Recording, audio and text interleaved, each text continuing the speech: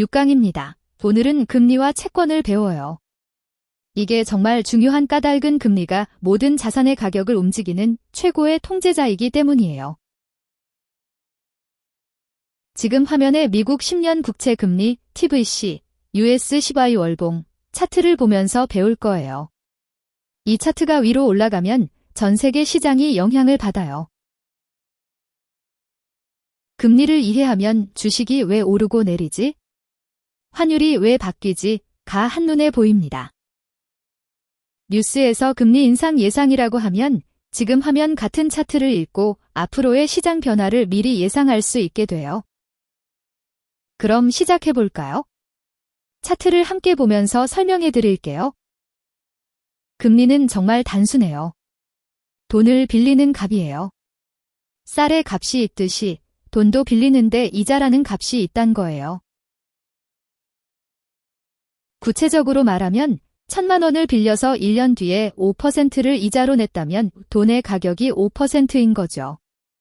금리가 높을수록 돈 빌리기가 비싼 겁니다. 교과서적으로 알려진 흐름은 이래요. 금리 올라가면 그러면 대출이 비싸져 그러면 기업과 개인이 차입을 줄여요.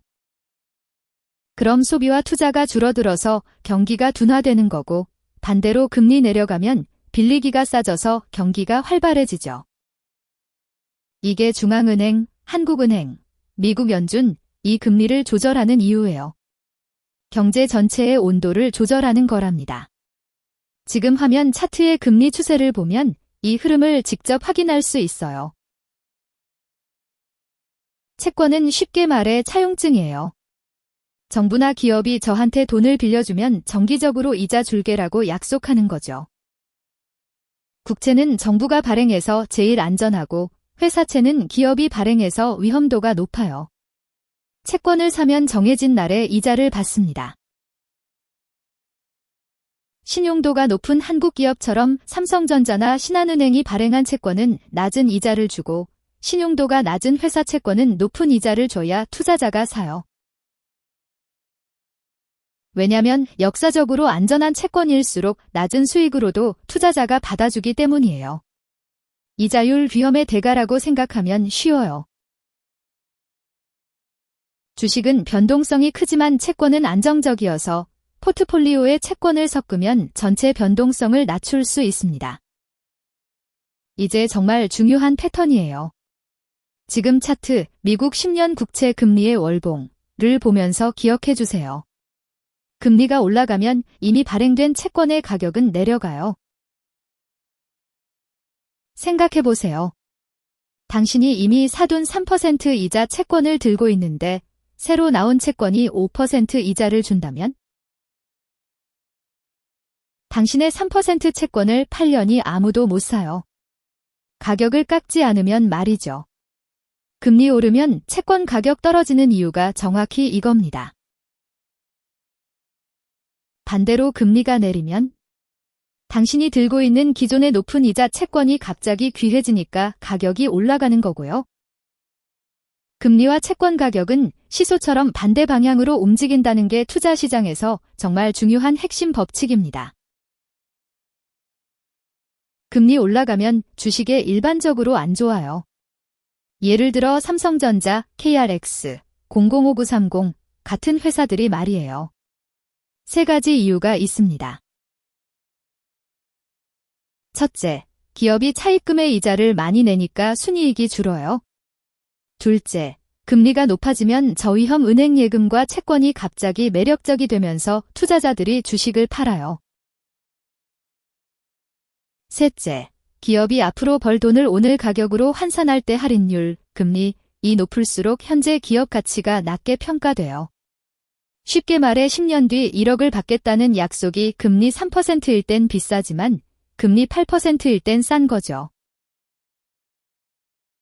다만 모든 주식이 같은 영향을 받는 건 아니에요. 빚이 많은 회사는 더 큰 타격을 받지만 빚이 없는 성장주나 우량 기업은 다르게 반응할 수 있습니다. 시장은 금리가 내릴 것 같다는 기대가 생기면 그 기대를 미리 반영해 주식을 올려요. 물론 그 기대가 빗나가면 역으로 떨어질 수 있어요. 주식 시장은 항상 미래를 먼저 반영하거든요. 투자할 때는 금리의 현재 수준, 높은가, 낮은가, 과방향, 오르는 중인가, 내리는 중인가를 동시에 봐야 판단이 정확합니다. 이제 것이 경제의 큰 그림을 보면서 연결 구조를 이해해 볼 거예요. 이건 역사적으로 반복되어 온 연쇄 패턴이랍니다. 물가가 올라가면 중앙은행이 금리를 올려요.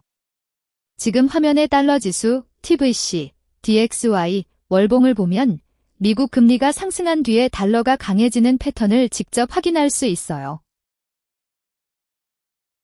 금리가 높아지면 달러 예금과 채권 수익이 좋아지니까 국제 투자자들이 달러로 자산을 사려고 합니다. 그럼 달러는 강해지고 원화 같은 다른 나라 화폐는 약해져요. 결과적으로 외국인이 한국 주식, 원화 자산을 팔고 달러로 돌아가는 거죠. 물가 그러면 금리 그러면 환율 그러면 주식으로 이어지는 이 연쇄가 모든 시장 뉴스와 자산 변동의 바탕에 있다는 게 가장 중요한 포인트입니다. 정리할게요. 금리는 돈 빌리는 값이고 중앙은행이 이걸 조절해서 경제 전체의 온도를 맞춰요. 지금 화면 10년 국채 금리 추세를 보면 이 변화를 직접 볼 수 있어요. 채권은 정부와 기업이 발행하는 차용증인데 금리가 오르면 채권 가격은 내려가는 역관계가 있습니다. 이건 투자 시장의 기본 법칙이에요. 금리 올라가면 주식은 세 가지 방식으로 타격을 받아요. 기업의 차입이자 부담이 늘고 채권이 매력적이 되면서 투자자들이 주식을 팔고 미래 수익의 현재 가치가 낮아집니다. 물가 그러면 금리 그러면 환율 그러면 주식의 것이 연쇄 구조가 있어서 뉴스 하나가 전 세계 금융시장에 파급돼요. 이 강의는 교육 목적이며 투자 권유가 아닙니다. 다음 7강에선 BTF와 분산 투자를 배워요. 좋아요 눌러주세요.